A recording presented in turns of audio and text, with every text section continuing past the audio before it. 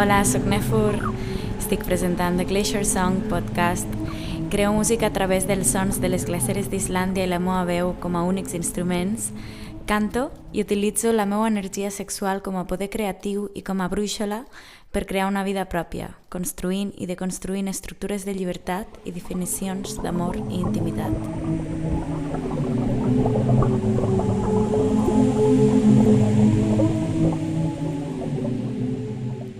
Hola, benvingudes. Este és un episodi en català, com podeu escoltar, d'este podcast que es diu The Glacier Song, el cantar de les glaceres. És un podcast que s'inspira en totes les capes i tots els viatges interns i externs que personalment he fet a partir d'anar a escoltar les glaceres d'Islàndia, de cantar amb elles, d'estar creant música amb elles i tot el que això m'ha anat despertant. Fins ara he fet els episodis en anglès i en aquest punt he sentit que volia compartir alguns episodis en català per a tota la gent que em seguiu i que l'anglès doncs, significa una barrera per accedir al que estic compartint aquí, que vull que arribi a totes. I per això pues, he decidit fer aquest episodi en català. Este episodi se diu No he de guanyar res o La brúixola interna del desig. Han vingut com aquests dos títols una mica en coses que he anat vivint últimament i m'agradaria començar de fet amb la lectura d'un trosset del meu diari del dijous d'esta setmana. Estem a octubre de 2023 i estic gravant en dissabte i voldria llegir-vos un fragment del que vaig escriure el dijous al matí al diari.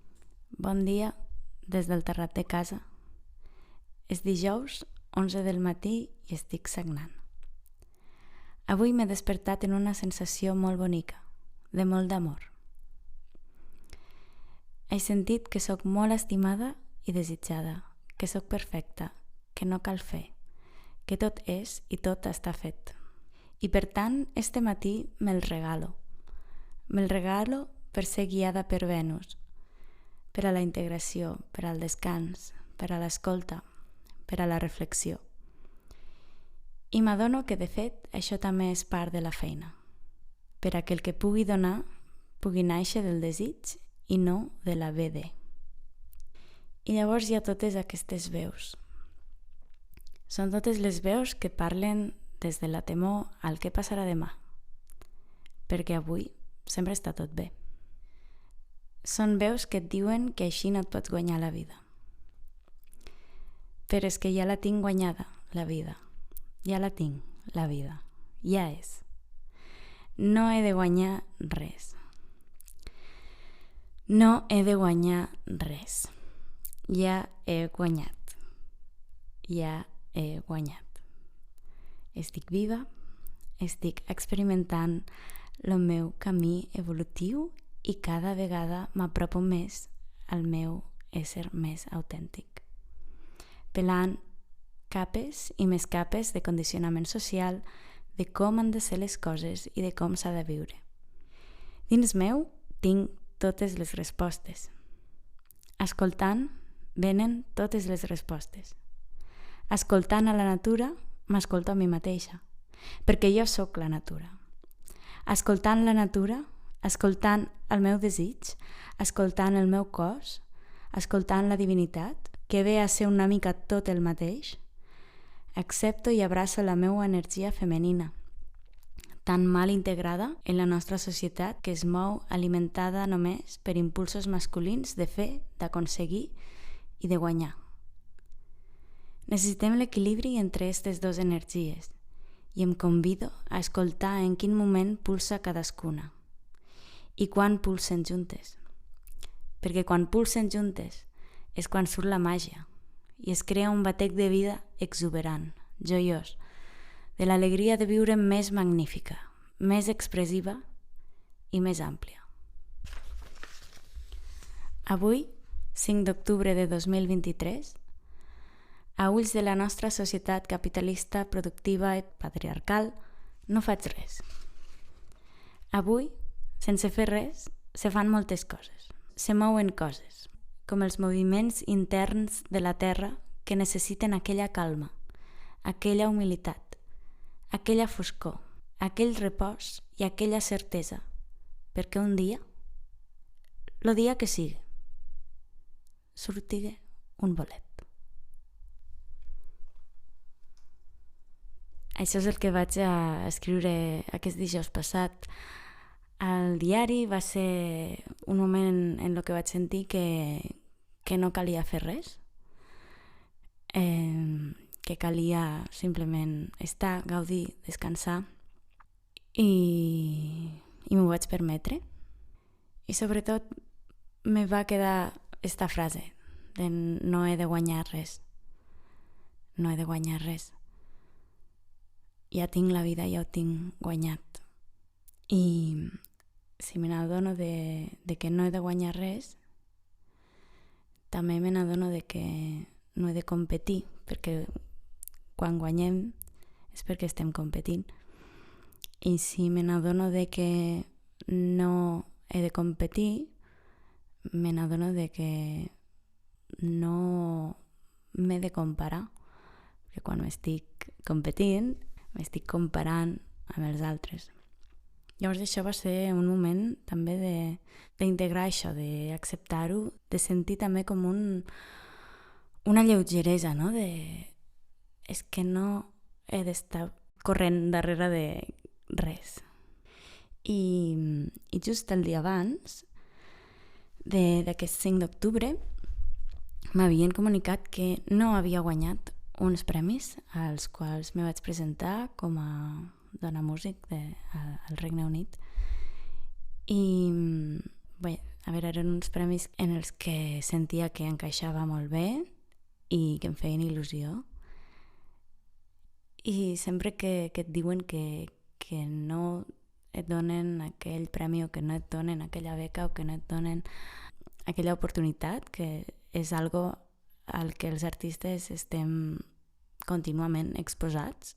Part de la nostra feina és sol·licitar premis, ajuts, beques, etc. per a poder realitzar la nostra feina en recursos, en condicions. I bé, estem molt exposats a aquests nos. També estem exposats a que a vegades és que sí, i per això és que s'ha de seguir creient en tu mateix i s'han d'entendre els nos de manera que no són una opinió que reflecteixin ni el teu valor ni el teu mereixement d'aquella cosa. I bueno, ens trobem que tenim este context que basa tot al final en la competitivitat, en ser el millor i en guanyar i en aconseguir, i és el que deia, no? Que això és el patriarcat al final, és estar desequilibrats i estar posant tot el pes en aquesta energia masculina, que no és que sigui dolenta en si, és que no està equilibrada en la femenina, que és aquella que ens permet també reposar, que ens permet també escoltar-nos, que ens permet rebre, obrir-nos a rebre de forma més passiva, més suau. I quan parlo d'energia masculina i femenina no parlo d'homes i dones. Tots els homes i totes les dones tenim tant energia masculina com femenina, i la gràcia també està en equilibrar-la dins nostre i ens identifiquem amb el gènere que ens identifiquem.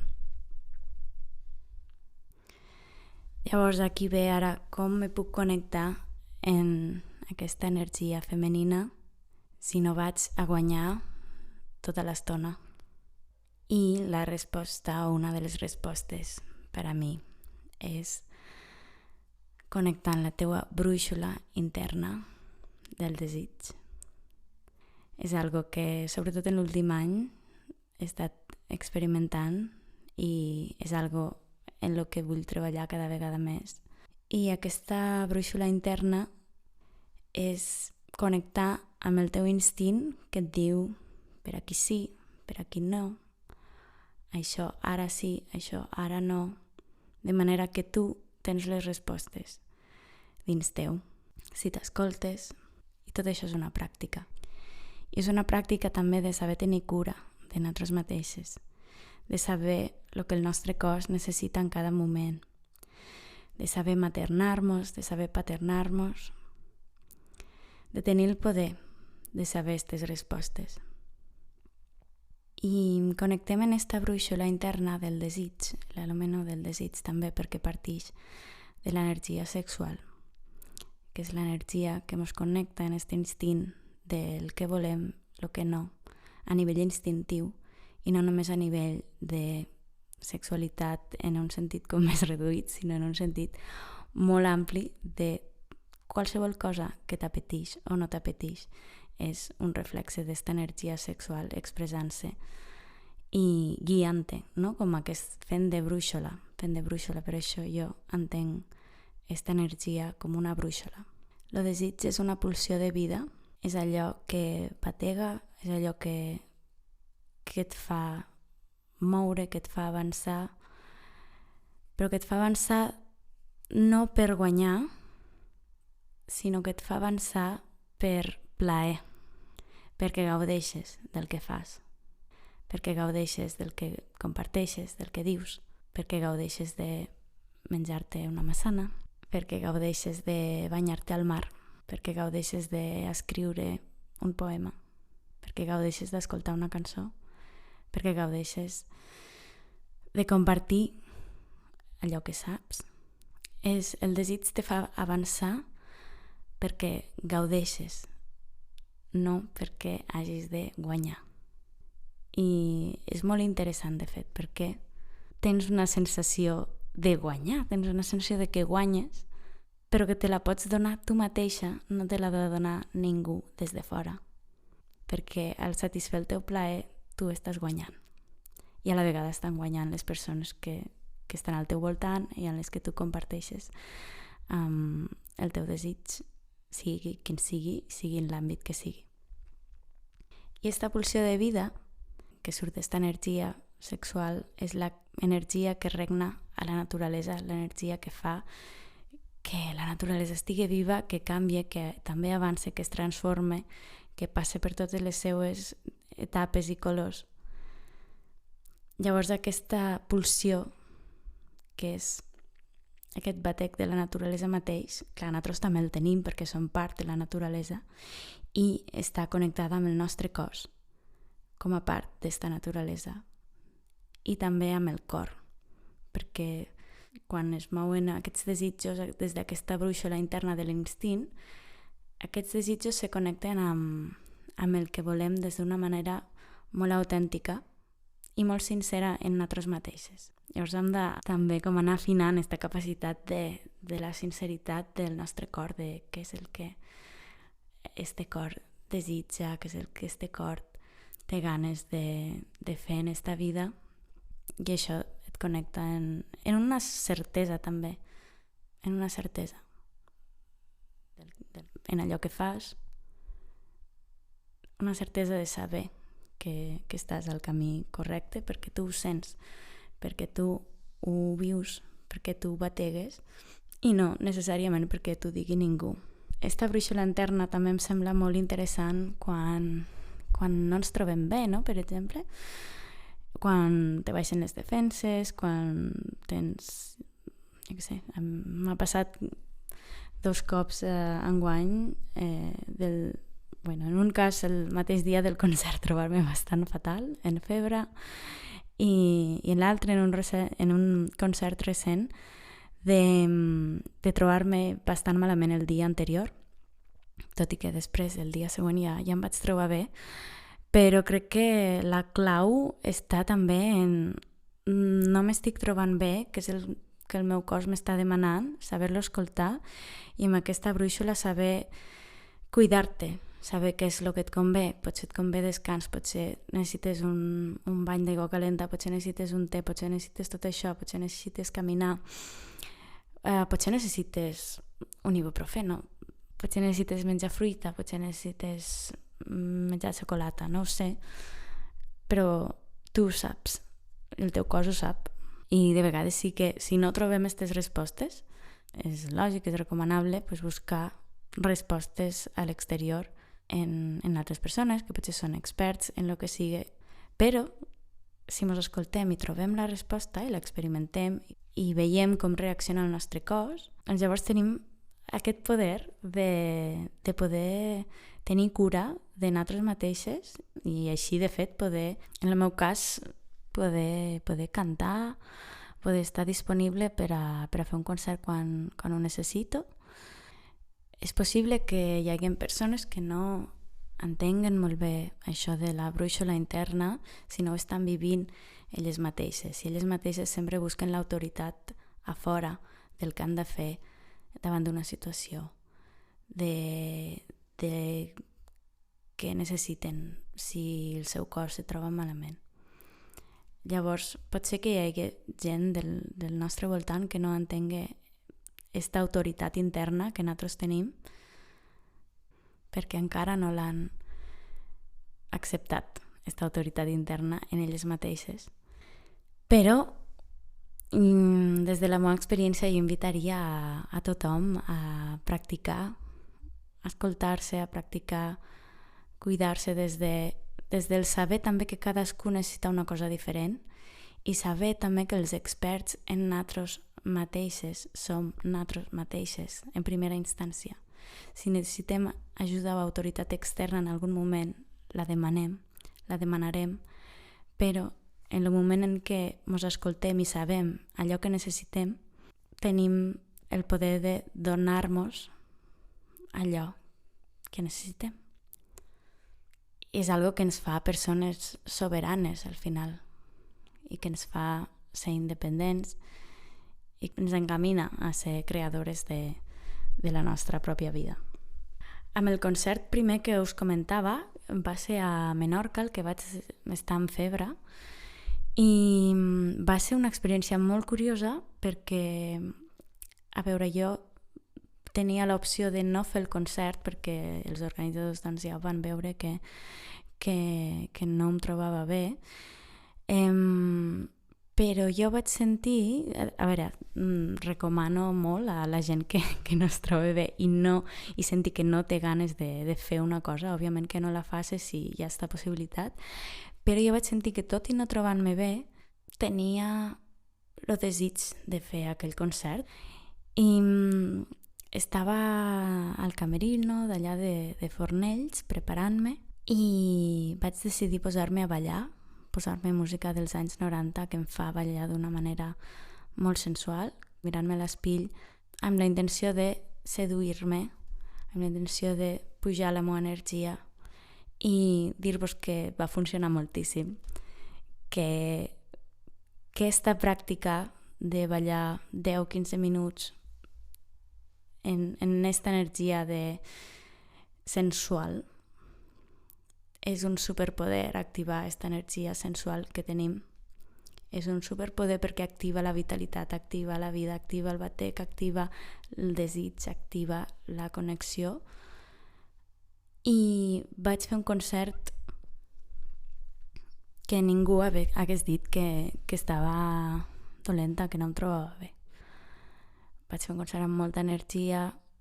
Sí que és obvi que la veu no estava al 100%, però igualment la vaig jugar perquè, a més, era un concert d'improvisació, o sigui que el bonic també dels concerts d'improvisació és que et pots adaptar a les circumstàncies, però l'important d'un concert és l'energia. L'important de moltes coses que fas, de fet, és aquella presència, aquella energia. Jo sé que això és el més important ara mateix quan faig un concert. Llavors, és aquesta part la que he de cuidar més. És aquesta part la que m'he d'assegurar que estigui allà. Perquè sé que si aquesta part està, si aquesta presència està, connectaré amb la gent que escolta i sentiran que la música els toca els toca dins, sentiran que els emociona, sentiran una bellesa, sentiran una connexió en l'univers. I de fet molta gent a l'acabar el concert va venir a parlar amb mi, a dir com s'havien emocionat, no? Que al final és també la funció de la música. Un altre exemple de seguir esta brúixola interna del desig m'ha passat enguany, no? Aquest estiu va acabar el curs, havia estat el curs passat a una feina que em va encantar, que estava molt a gust, a una feina de docent com a professora de cant. Havia estat molt a gust, molt contenta amb l'equip, molt contenta amb els alumnes, anava i m'ho passava molt, molt bé.